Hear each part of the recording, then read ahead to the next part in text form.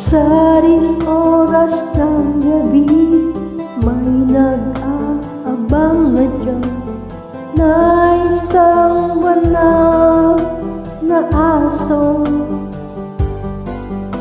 Pagkat siya daw tinalagang anak ng Diyos, kaya naman mapabilang na pastoral ay pribiliyo. Sanctify ang sarili, ang utos niya sa pamamagitan ng pagtabi sa Kanya. Kamay palapit na, magsisi ka na, naghihintay na si tanim, banal na aso. Wag naman, wag naman, wag naman, wag naman, wag naman, wag naman, wag naman, wag naman, wag naman, wag naman, wag naman, wag naman.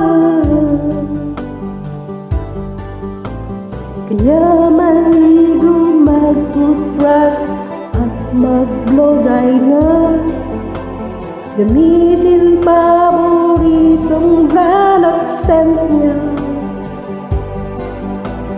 na lotion at shampoo ang gusto niya, ng ganahan ng banal na aso.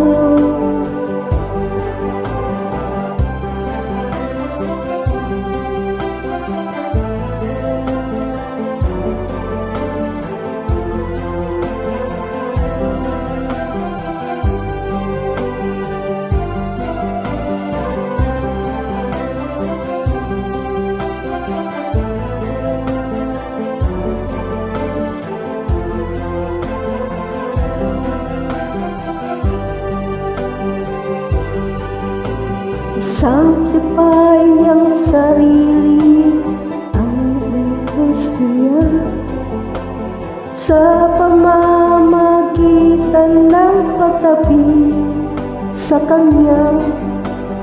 Karma'y palapit na, magsisi ka na, naghihintay na si tanim, banal na aso.